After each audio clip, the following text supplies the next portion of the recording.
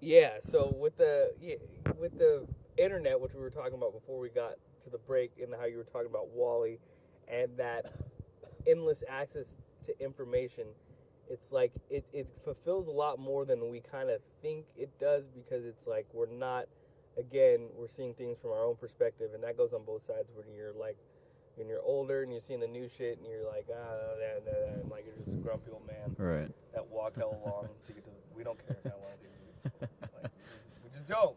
And then when you're younger and you just kind of take advantage, like take for granted the shit that you have. I think people don't see it as what you described as like this endless source of information. And the best part of it is like, you know, I hate the people who get like, I don't like people who are like, well, I read. Like it's like, no, I don't give a shit if you read. It's like, it's about how you get your information. Right. And there are certain Right, things exactly. that you can't find on the internet. There are certain things that I don't even think there's.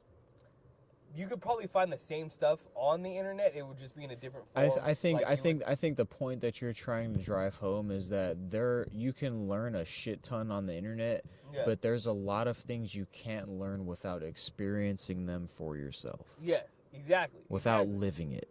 Yeah, so yeah, exactly. It has to be like it has to be combined. It's like some people take the internet for granted and they have a lot of stuff that they're not accessing, but then some people are like, oh, the internet's not real. It's like if you're just in the middle of that, I think both people are right. It's like, yeah, you're right. You have to have experience, and you have to experience those kind of things. Yeah, definitely. But also you have to not take advantage of this fucking resource. I mean, you can't like, be so jaded and skeptical definitely. of it, but you can't be. I mean, like, a good example, taking it dude, for granted. a good fucking example is just the fact that we're able to flow conversations the way we are. We don't know each other that well. Yeah. You know, the fact that we're able to communicate on you know, on this level while recording really shows our personal fucking experience. We watch a lot of podcasts. We understand this format very well, both of us. So Yeah. we understand how these conversations are supposed to flow, what it takes to be able to do something like this. You know, people hearing us talk, they wouldn't think that we fucking have only been working together for a few months.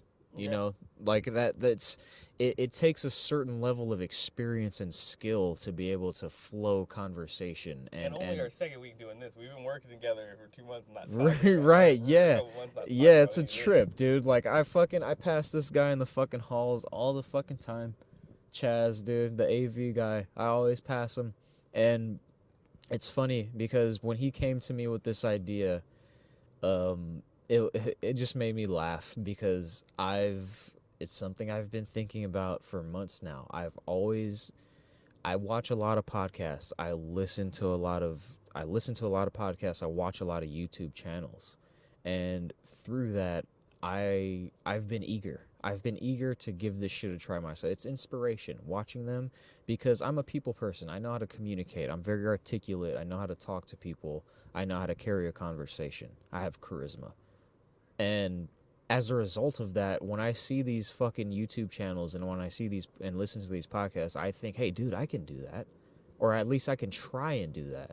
I know that I have shit that I can say. I know I have strong opinions and I know I can express them passionately and sincerely. And when you came to me with that idea, like I said, it just made me laugh, dude. Yeah. I was just like, wow, like, so this is how it goes, huh? This is how it starts. Yeah. This is how, like, because I'll say it to myself all the time, like, dude, I fucking wish I could, you know, just get like a little fucking try, you know, fucking throw me on a fucking episode of The Drunken Peasants. Just throw me fucking, give me 20 minutes, you know, see what the fuck, see if I sink or swim, you know, yeah. see what the fuck let's see if I can fucking put my money where my fucking mouth is. Yeah. You know, and, you know, I think about that shit all the time, and when you came to me with the idea, I was just like, wow, dude, like, this is it. Here we go. Like, let's see what you got, you know, balls in your fucking court now. And so it was fucking exciting. Like I said, me and him passed each other in the hallways all the time. We didn't fucking really talk much. We'd exchange general fucking water cooler fucking workplace. Oh, you know, how's your day going, man? Oh, you know, pretty good. You know, pretty good. You know, just a rough one, long. Can't wait to get off. You know, go home, get some rest. You know, all that fucking surface level bullshit. And all it took, you know, was just a subtle he just came to me like, yeah, you ever. It's funny too because when you fucking first came to me, it's interesting the way you approached it because you were just kind of like, hey, like, what do you like what did you initially ask me? You asked me something like, hey, what do you do you like your job? Like it almost came off like, hey, do you like what you're doing now? Do you want to be doing something fucking better? Like that's kind of the vibe I got from it. It was just like, dude, it was totally that way. Like the first initial question, like, hey, you like working here and shit. That's what you asked. You were just like, hey, do you you like working here? I was like, yeah, dude, it's cool. Fucking working inventory. I was just counting all day and shit. Yeah. And then the very next question was like, you ever thought about doing like a podcast? Like I don't know, dude, those questions in tandem really gave off the fucking impression of just like, dude, fuck this job, dude. We can become something bigger than that. Yeah. You and me, we're going places. Like that's just, I swear to God, that's why I laughed because I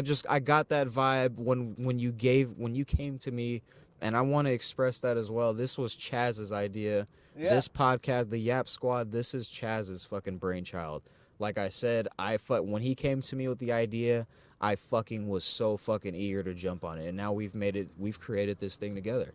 Yeah. And it's fucking awesome. And that's so funny. Like I remember when I was talking to you about it, when I asked about the job, I guess it's like I was trying to, that's my way of saying like, cuz when you work with people, you can spot people who have something outside of work. Like I got a vibe from you that there was something more than you, more to you and more on your mind than I'm going to come here, get this check, go home, waste my time. And then I felt like out of work you had like some kind of more aspiration to do. It doesn't have to be like, anything. And then so with the podcasting, of course, one thing that, stood out is like, so I'm listening to podcasts all the time.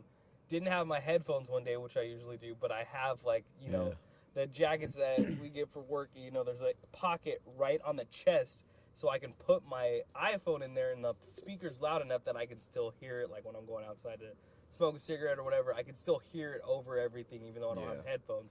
So I'm walking around and, Jacob's like, is that Joe Rogan? I was like, yeah. And I know, Joe Rogan, for most people who are listening, it's like everyone listens to Joe Rogan, right? Right. But not, like, I'm sure a lot of people relate to this because he has, like a couple million on Twitter, a couple million on Instagram, Facebook, and YouTube and all that kind of shit, and whatever million downloads. But that's not a lot of people in the grand scheme. You're not going to see those people every day. That's like right. A minority. Yeah, exactly. Me and Chaz are really talking about that. Just the entire idea. You hear about these huge podcasts and channels on YouTube. InfoWars. You got Joe Rogan Experience and shit. These people get millions and millions and millions of fucking downloads. They have millions of listeners and viewers monthly, yearly, and when it comes to your everyday life, the people around you, these people don't know who the fuck they are. Your close friends and family and relatives. Sure, I'm sure there's a lot of you out there that actually have like really like close friend circles, and all of you are in on it. All of you watch and listen to these podcasts and channels and shit. But that's not a majority of people.